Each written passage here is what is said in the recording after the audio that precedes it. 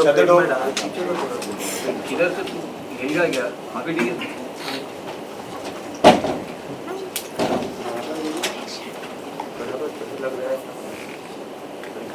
हाय, कैसे हैं भाई आप सब?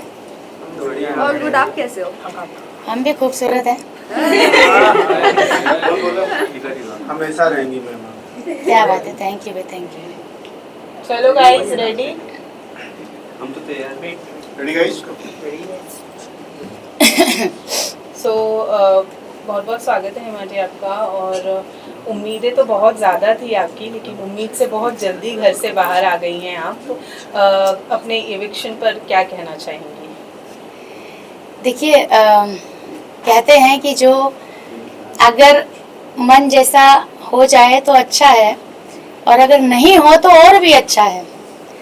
तो ऐसा भी हो सकता है कि मैं ये जो इतना जल्दी आ गई हूँ उसके पीछे भी कुछ और बहुत अच्छा हो जाए। अब जैसे ये आप बोलें कि हेमा जी ये तो हम एक्सपेक्ट नहीं कर रहे थे कि आप बाहर आ जाएं, लेकिन और भी कुछ ऐसा हो जाए जो भी आप बोलेंगे हेमा जी ये भी एक्सपेक्ट नहीं किया तो कि इतना बड़ा कुछ हो जाए। सो वी नेवर नो, ये लाइफ है।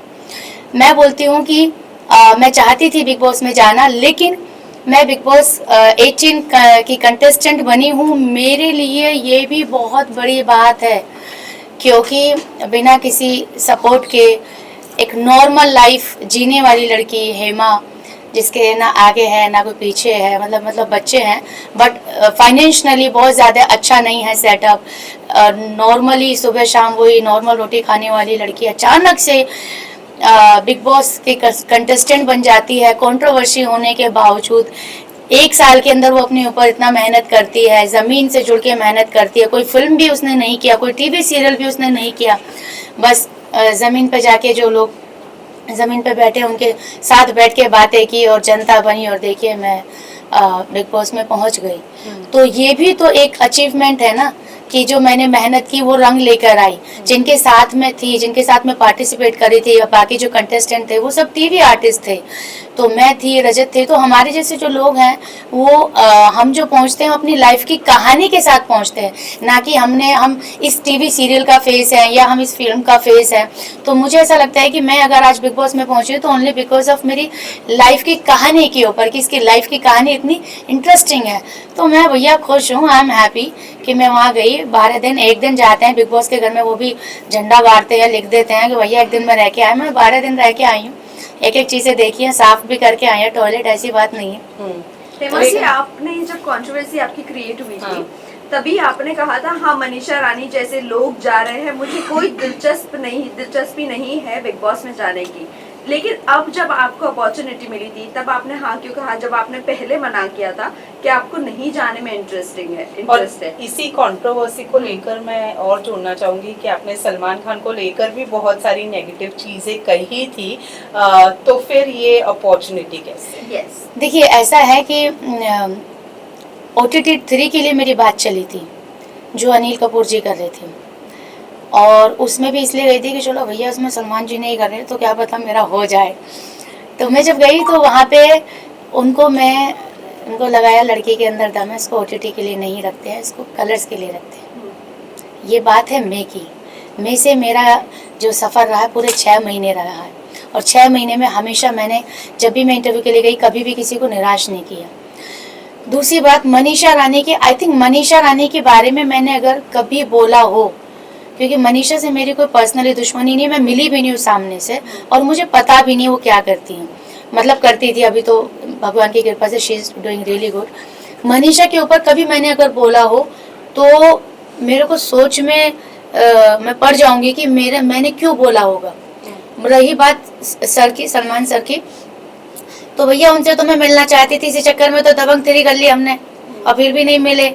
लेकिन भैया क्या करे, प्यार इतना, सम्मान इतना, और बिग बॉस में जाना है, अपनी कहानी बतानी है। तो big boss biggest reality show है, तो जब कुछ करना है तो बिगेस्ट ही करते हैं। अब बिगेस्ट में भाईजान भी आ जाते हैं, हमने तो अनिल कपूर जी वाला किया था, हम तो डर भी रहते कि हमारा तो होगा भी नहीं। लेकिन जब आपकी नीयत साफ होती है, जब आप मेहनत करते हैं, ईमानदार होते हैं, तो वो चीज़ मिल जाती है। हम तो बात सेल्फी के कर रहे थे, हम तो बराबर में खड़े होकर बातचीत करके आए हैं, हम तो रह के आए हैं और हिस्ट्री बना दी है। तो जो आपने बात बोली है वो प्री प्लानिंग कुछ भी नहीं था। आज अब मेरा इंटरव्यू ले रहे हैं, अब मैं यहाँ पे किसी और का नाम बोल दूं तो भैया वही अपलोड हो जाएगा, फिर कभी जब दोबारा इंटरव्यू होगा तो उसके शख्स के बारे में बोला जाएगा। तो वो इंटरव्यू भी वैसे ही था, वीडियो थी वायरल भाभी की बात की, लेकिन वहाँ पे जिक्र आ गया दबंग 3 का, वो किस्से का, और हमने बता दी हकीकत जो हुआ था। उसमें हमारे आँख में से आंसू भी निकल गए, वो अपलोड हो गया, तहलका मच गया। तो हमको तो ये बोला था कि अब तुम्हारा करियर खत्म। मैंने बोला था, मैंने कहा भैया करियर मेरा सलमान खान ही बनाएंगे, और उस बीच में मैंने कोई काम नहीं किया। लेकिन आपने उस इंटरव्यू में आपने कहा था कि उनके बाउंसर्स ने आपको मिलने हाँ, नहीं दिया। हाँ। तो जो अभी आप अंदर थे बिग बॉस में, तो आपने सलमान से बात शेयर किया? नहीं की ना, क्योंकि सलमान जी ने पूछी नहीं। तो जब सलमान जी ने पूछी नहीं तो मैं होती कौन हूँ ये बात सामने से रखने वाली। सलमान जी को तो जब मैंने बोला मैंने दबंग 3 किया, तो उन्होंने बोला अच्छा दबंग 3 किया आपने। तो जब उनको यही नहीं पता तो वो मुद्दा क्या पता होगा। लेकिन आपको क्या लगता है कि आपके साथ, लेकिन आपको लगता है कि आपने जो एक्सपेक्ट किया था वही आपके साथ स्टेज पर हुआ, आपके साथ जस्टिफाई हुआ? आपको लगता है प्रीमियर वाले एपिसोड में आपके साथ जस्टिफाई हुआ? आपने जो बाहर बातें की थी कि सलमान खान आपसे बात नहीं कर रहे, मिले नहीं, ये नहीं हुआ, वो नहीं हुआ, लेकिन हमें एज अ व्यूअर हमें नहीं लगा कि आपकी बातों को सुना भी गया है वहाँ पर। लेकिन आपको क्या लगा हुआ वहाँ पर आपके साथ जस्टिफाई हुआ स्टेज पर? हाँ, मुझे ऐसा लगता है सलमान जी मेरी जो बातें मैं कह रही थी बराबर सुन रहे थे। इसी चक्कर में तो उन्होंने मुझे पूछा कि अच्छा ये बताइए आपका नाम क्या है, आप हैं कहाँ से। फिर उन्होंने शादी वाली बात भी मेरी पूरी बराबर से सुनी है, तो उन्होंने पूरा अटेंशन दिया है। बात यहाँ तक की आई है कि आप तो बड़ी सुंदर, आप कैसे बोलती हैं। तो आई थिंक मेरा इंट्रोडक्शन बहुत अच्छे से हुआ था। क्लिप क्या गई है इंट्रोडक्शन में मुझे पता नहीं, वो मैंने देखी भी नहीं है। मैंने उनके साथ डांस भी किया, मतलब मैंने बोले तो उन्होंने मुझे पूछा वायरल भाभी बन के जा रही है, आप वायरल भाभी क्यों है। तो मैंने बताया अच्छा अब बात बच्चे की आती है, फैमिली मेंबर कौन है, कहाँ से हैं आप, सारी बातें आई हैं। अच्छा खासा मेरे इवन मेरी सिंगल एंट्री हुई है, जबकि 2-2 लोगों की हुई थी, बट आई एम ब्लेस्ड कि मेरे अकेले की हुई है। मैंने क्या वायरल भाभी बन के क्या क्या करेंगे, अंदर खाना बनाएंगे तो कैसे करके दिखाइए, मैंने करके दिखाया। झाड़ू लगाएंगे तो कैसे करेंगे, करके दिखाइए। अच्छा जिम करेंगे साड़ी पहन के तो करके दिखाइए। I did everything and he was very happy. और बहुत लंबा कॉन्वर्सेशन हुआ, और इवन यहाँ तक भी हुआ कि मैंने बोला कि हाँ कि मैंने सुना आप लक्ष्मी है, आपके पैर लक्ष्मी है। मैंने कहा हाँ ऐसा बोलता है। फिर मैंने अपने पापा की स्टोरी सुनाई, ये सब वो सब बोले अच्छा ओके उनको कुछ मान के आप, मैंने सुना आप हेमा मालिनी जी के आपको पसंद है, हेमा मालिनी आपके कहीं मैंने इंटरव्यू में सुना था, तो मैंने कहा मेरा नाम भी Hema, so thank you to my parents कि उन्होंने मेरा ही नाम हेमा रखा, तो बड़े खुश हुए। तो मेरा बहुत लंबा कॉन्वर्सेशन उनके साथ हुआ है इंट्रोडक्शन स्टेज पे, बट ये वाली बात कहीं नहीं हुई कॉन्ट्रोवर्सी वाली। जब अगर वो पूछते तो मैंने जिस कॉन्फिडेंस के साथ ये बातें बताई हैं मैं वो भी बताती कि सर मैं सिर्फ आपसे मिलना चाहती थी। मतलब ये है कि सलमान सर तक जो बात पहुंचती है मतलब उनको पता ही नहीं था, और कहीं ना कहीं आपको भी ये लगा कि सलमान खान की इमेज को लेके आप मतलब आपको लगा कि गलत है सलमान खान की। सलमान जी खान जी की इमेज को लेके मैंने कभी किया ही नहीं। उनके जो आसपास रहते हैं उनके बारे में मैंने हमेशा बोला। सलमान जी को मैंने कभी सलमान जी मैं तो ना बस सलमान जी ने मेरे को धक्का मारा। ये तो फिर जब थंबनेल बनते हैं तो भैया फिर गर्दन यहाँ सलमान जी का एक थंबनेल लगाया हुआ है, उनके हाथ में तलवार है, मेरी गर्दन है। बताओ भैया इतना खतरनाक कर दिया तुमने कांड, उसको देख के मैं डर गई कि बताओ यार खौफ सलमान खान। और भैया मगर सही से लगा लेता यार। तो चीजें आपको पता है कैसे निकलती है, क्या बोलते हैं और क्या निकल के आती है। बिग बॉस जर्नी की अगर मैं बात करूं तो आपको लगता है जिस तरीके की पर्सनैलिटी आप है जो अभी तक हम जान पाए हैं, अगर आप इंडिविजुअल गेम खेलती तो शायद अभी तक घर में टिकी रहती, भेड़ चाल में चलने की वजह से आप जल्दी घर से बाहर आ गई हैं? नहीं, भेड़ चाल तो मैंने कभी चली नहीं, क्योंकि मैंने कभी इधर की उधर की नहीं। मैं इसके साथ बैठी इसकी सुनी, इसके साथ बैठी इसकी सुनी, अरे भैया इसको भी खाने की पड़ी है, इसको भी खाने की पड़ी है। और वहाँ पे ना ग्रुप बना लिया। चूँकि मैं अपनी इंडिविजुअल लाइफ बाहर से खुद जीती हूँ, ना मायका है ना ससुराल, में अपना डिसीजन खुद लेती हूँ, अपनी लाइफ खुद चलाती हूँ। तो मेरा वही है कि जो मेरे को सही लगा मैं इसके पास जाके बैठी। वहाँ पे क्या हो रहा है, ग्रुप चल रहे हैं। अब किसको नॉमिनेशन डालना है, यार इसका ये ठीक नहीं है, तो अगर तुम ये आपके साथ है तो आपका झगड़ा होगा तो ये साथ में आएंगे। तो भैया जब यहाँ तुम्हारे ग्रुप चल रहे हैं, मेरा तो झगड़ा किसी से नहीं है, तो मैं फटे में टांग क्यों अड़ाऊं।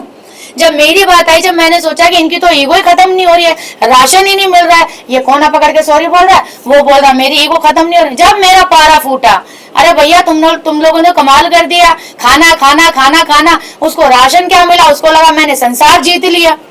मुझे भी खाना मिला था, मेरे भी अंदर भी लालच आया था, लेकिन बाद में वो खत्म हो गया अगले दिन ही कि भैया आप जेल से बाहर निकालो, राशन पकड़ो, मुझे जेल से बाहर निकालो। बट आई थिंक अविनाश ने वो कैरेक्टर बहुत सीरियसली ले लिया। मैं बाहर लोगों को खाना बांटती हूँ, जब मैंने एक ही दिन, जब मुझे लगा मेरे अंदर पावर आ गई है, अब मैंने एक दिन खाना कंट्रोल किया, तो मैंने देखा यार भूखे मर रहे हैं वो तो आपस में, अरे यार आज खाना कम मिला। मैंने कहा भैया मैं खाना कम नहीं दे सकती, यार खाना लो, बिग बॉस ने खाना खिलाने के लिए ही भेजा है। अगर मैं आप लोगों का बिग बॉस को खाना दिया हुआ आप लोगों को नहीं दूंगी तो ये गलत बात होगी। गेम अपनी जगह, खाना अपनी जगह। तो मैंने मन का आज क्या बनाना है, राजमा, हाँ भैया राजमा लो। तो फिर जब चाहत को खाना बनाने नहीं दिया जा रहा था तब आपने आवाज क्यों नहीं उठाई? अब मैं इसकी बात बताती हूँ, क्योंकि अविनाश के पास मैं और चाहत खड़े थे और ये अविनाश ने प्रवोक किया चाहत को। चाहत के दिमाग में नहीं आया ये ब्रिलियंट आइडिया, मैं आपको बता देती हूँ। चाहत ने बोला मैं आप दोनों को खाना देता हूँ, 1 किलो आटा में आधा पैकेट देता हूँ, 3 रोटी तेरी 3 रोटी इसकी, आलू देता हूँ, सब्जी बनाओ, ये रही गैस, किसी के बाप में हिम्मत नहीं है कोई अगर रोक ले। तो मैंने भैया अभी तो मेरा चल रहा, बाद में सोचूंगी, लेकिन चाहत ने ले ली वो बात सीरियसली। चाहत ने जाके कर दिया कांड। तो जब चाहत कर रही थी और जब ये मुझे पता है कि ये सेम लाइन मेरे सामने भी बोली गई है, तो मैं तो यही सोचूंगी ना कि भैया एक्टिंग हो रही है, क्योंकि अगर इसका खुद का ओन आइडिया होता तो शायद मेरा आउटपुट निकल के आता। लेकिन आपको ये कितना वैलिड लगता है कि किसी के लिए भी खाना नहीं बनाना चाहिए? बिग बॉस ने अभी तक के चूल्हा किसी का और बंद जिस नहीं तरीके किया, से आप लोगों ने और सिर्फ चाहत को राशन की वजह से पकड़ा सब था। लोग चूल्हा बंद करवा रहे हैं, सबका खाना बंद करवा रहे हैं, बट सामने वाला लोगों को दे रहा है खाना, एक ही लोगों को, भले ही उसके फेवरेटिज्म को दे रहा है वो, लेकिन वो दे रहा है। लेकिन वो कौन होते हैं बोलने वाले कि चूल्हा नहीं जलेगा? और किसी लड़कियों लिए के भी। लड़की के साथ जो बिहेव किया गया है वहाँ हाँ। लगता है कि और चुम जस्टिफाइड जो था। बोलती है कि वो अनसेफ फील करती है अविनाश के साथ, लेकिन जो चुम ने एग्रेशन उसके साथ दिखाया चाहत के साथ, आपको कहाँ तक कि वो सही लगा कि वो चुम सही थी अपनी जगह पर? यहाँ पे जो है ना टाइम कोड की पावर मिली थी कि वो जो बोलेंगे we have to follow that rule, ठीक है। तो उसमें हम 17 लोगों ने, जितने भी लोग थे 16 लोगों ने साथ में ये डिसीजन लिया था कि ठीक है अब खाना जब बनेगा जब सीधा 18 लोगों का बनेगा, उससे पहले नहीं बनेगा। लेकिन ये टाइम गॉड का डिसीजन नहीं था, टाइम गॉड को लोगों ने मैनिपुलेट किया था। अगर आपने देखा होगा तो लोगों ने बोला था, कंटेस्टेंट ने बोला था। लेकिन बात तो हुई थी ना, चाहे मैनिपुलेट से हुई हो, चाहे दिमाग से हुई, चाहे दिल से हुई हो, बात तो हाथों गर्दन तो हिली थी ना कि हाँ भैया यही डिसीजन है। उसके बाद चाहत ने ये स्टेप लिया, कोई प्रॉब्लम नहीं है। लेकिन जो अगर आपने 10 लोगों के बीच में एक बात कही है और आप उनकी अपोजिट जा रहे हो, अगेंस्ट जा रहे हो, तो first you have to at least inform them कि देखो भैया ऐसा मेरा हो गया तुम लोगों के साथ, अब मैं ये रास्ता पकड़ रही हूँ, तुम लोगों को कोई प्रॉब्लम तो नहीं है ना। उसने क्या किया, उसने बताया नहीं, वो सडनली वो चालू हो गई। अब मुझे पता था कि ये जो कर रही है ये सेम लाइन अविनाश ने बोली है, तो ये अविनाश से इंस्पायर्ड हुई है। अभी क्या हुआ, अभी तक तो पहले अविनाश दुश्मन था इसका, क्योंकि चाहत पांडे ने ये किया वो किया, लेकिन जब से अविनाश अंदर गया भैया इनकी दोस्ती ज्यादा ही गहरी हो गई, मुझे समझ नहीं आया। तो ये भी क्या मसला है समझ नहीं आया मुझे, चलो वो भी ठीक है। तो तुम जो ये आइडिया कर रहे हो ये तुम्हारा खुद का क्रिएट किया होता तो मैं थी जो सिर्फ मुझे पता है कि ये मुझे भी बोली गई थी, लेकिन मैंने नहीं किया क्योंकि मैं को इतनी नहीं थी। और मैं सबसे ज्यादा तो उसे नहीं सुबह खाना खाया था, खिचड़ी भी खाई थी, वो शिल्पा जी भी खिचड़ी खा ली थी, एप्पल भी खा लिया था, चलो फिर भी भूख लग गई, कुछ लोगों को लग जाता है, वो टेंशन नहीं है। लेकिन वो बोल देती देखिए ऐसा है सर, जो भी अपना आरफिन जी, अब मैं ये अपना अविनाश से खाना ले रही हूँ, मैं बना रही हूँ, आई होप इसमें से किसी को प्रॉब्लम नहीं होनी चाहिए, क्योंकि ये बिग बॉस का घर है, इंडिविजुअल राइट है गैस खाना बनाने का, चूल्हा ऑन करने का। तो जो बातें चिल्ला चिल्ला के बोली गई और जो आ कर रही थी, मैं आपको बता देती हूँ, उसमें चोट चाहत को नहीं लगी थी, चुम को लगी थी। ठीक है, तो वो तो थोड़ा आवाज ज्यादा हो रहा था। अब पता नहीं भैया वो ड्रामा था कि सच था, लेकिन मैं बस उसको ये देख रही थी कि भैया ये लाइन मुझे, अभी तो साथ में दोनों खड़े थे, इसने मान ली, मैंने मानी नहीं, ये फर्क है बस। अगर मैं ये मान लेती तो ये मेरा मुंह देख रही होती और ये मेरे हाथ में होते। आपकी अच्छाई आपको लेकर डूबी? कहाँ डूबी बताइए, क्या डूबा मेरा? आप जेल में रहे एक हफ्ते, तो जेल में रही तो मेरा इमोशनल आया ना बाहर। लेकिन जेल में जेल में रहकर आप ज्यादा पसंद किया, हाँ, बाहर आने के बाद अब मैं आपको बताती हूँ कि जितने लोग उतनी अलग अलग बातें। अभी इन्होंने बोला आपकी अच्छाई आपको जेल में ले डूबी, अभी इधर से बोली अरे प्यार से बात कर रही हूँ, ये तो मैं जो है ना आपकी बात का जवाब दे रही हूँ, मुस्कुराते ऐसी कोई बात नहीं टेंशन वाली। अब इधर से आ रहा है कि जब आप जेल में थी तो ज्यादा बढ़िया था, चलो तो जेल में रह लेती, ये बात आ रही है मेरे अंदर। तो ये जो है ना, जब ये वाले वीक में तो मैंने अपनी बलि वापस से चढ़ाने के लिए तैयार भी हो गई थी। जब राशन की बात थी अविनाश के चक्कर में, मैंने कहा गॉड टाइम को बोला, टाइम गॉड को, मैंने कहा मैं चले जाती हूँ पर मेरे को लिखित में दे दो कि मेरे को इस बार जल्दी निकाल लेना गारंटी के साथ।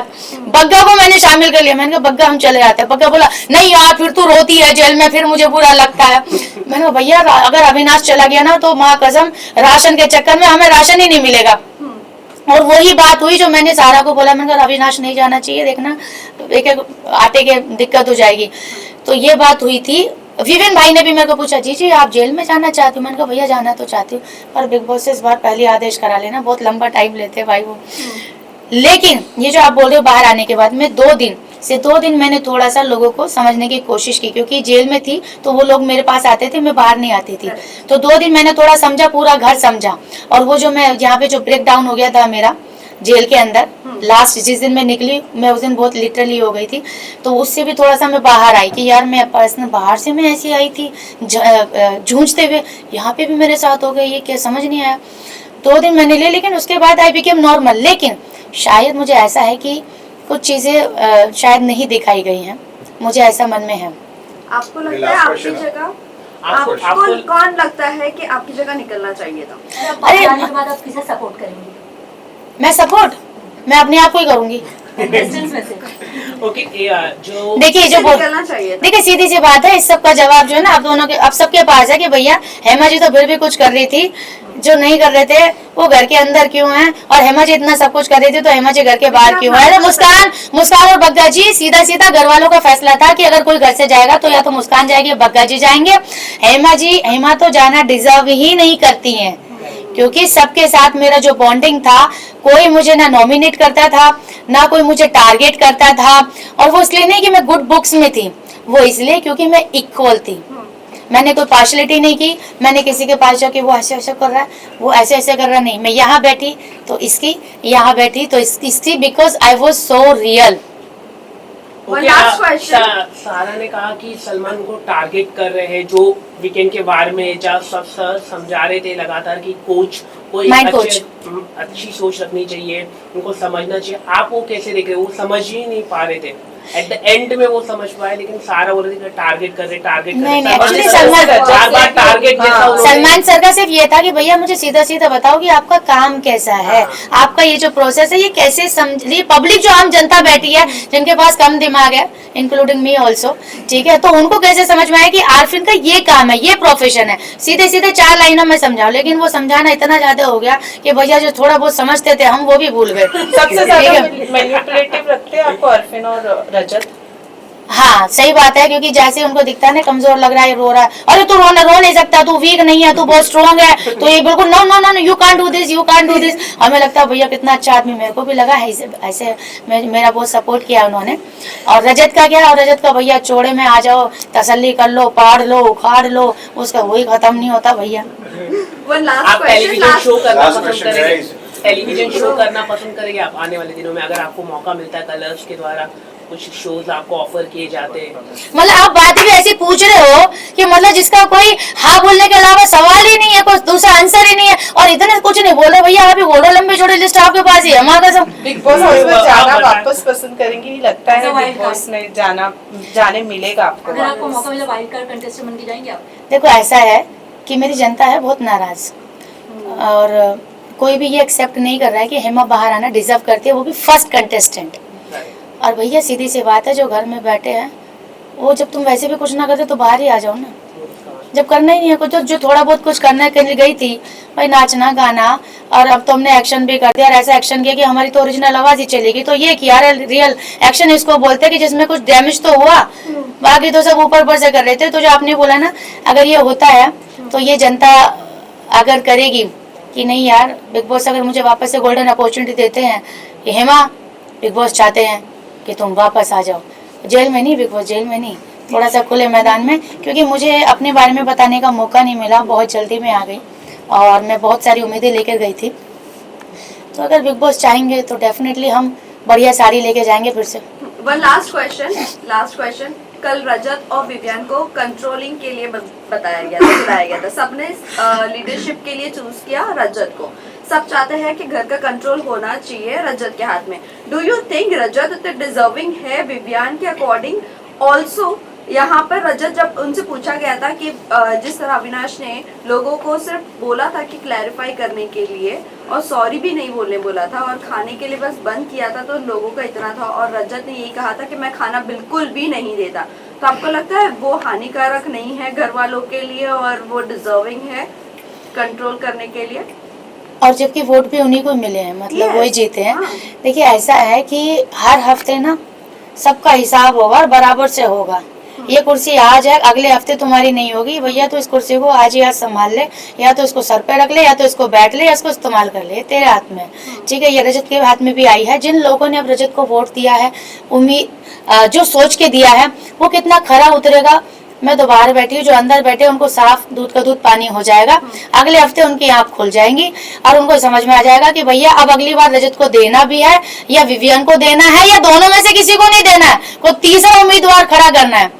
ठीक है, तो हर हफ्ते वहाँ इंसान बदल रहे हैं। लेकिन आपके अकॉर्डिंग रजत डिजर्विंग नहीं है कंट्रोल करने के लिए, आप ये बोलना चाह रहे हैं? वो थोड़ा सा ओवर कर देता है। विवियन जो है ना थोड़े से कम बोलते हैं, लेकिन आई थिंक दुनिया की समझ थोड़ा सा है Sorted उनमें। mind है। हाँ, मुझे ऐसा लगता है, क्योंकि ये भी जरूरी है, क्योंकि कभी कभी बहुत जल्दी बोल देना भी ना वो बोलने के लिए अच्छा होता है, पर डिसीजन के लिए आई थिंक वो नहीं होता है ठीक।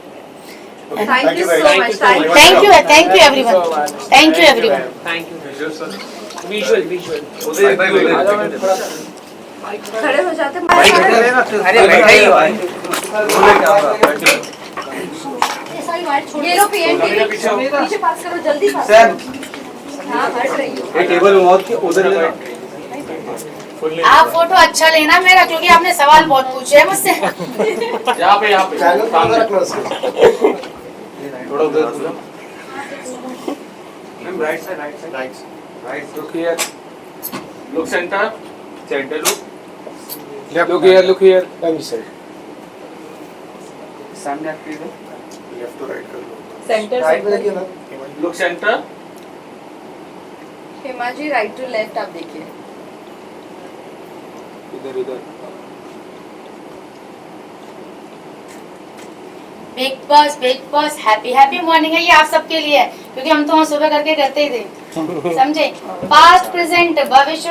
मुझे गाना याद हो गया था, मैं सिर्फ ऐसी थी कंटेस्टेंट, वो किसी को मैंने देखा रील में, मेरी आवाज़ में पूरा गाना भी लगा दिया, मेरे और बग्गा जी की आवाज़ में, जब हम जेल में थे। तो ऐसा भैया सब सोते सोते रहते थे, मैं ही थी खाली, बस उठती चालू हो जाती थी और मुझे फॉलो भी करते थे। तो जो इंसान सुबह उठ के स्टार्ट हो सकता है जो एनर्जी के साथ, समझ रहे हो, तो सोचो पूरे दिन उसकी क्या एनर्जी होती होगी। और वो बात अलग है, बातें ना बताई गई ना दिखाई गई, और कोई बात नहीं, सबका हिसाब होगा, बराबर से होगा। Thank you. Thank you. खत्म कर ये लोग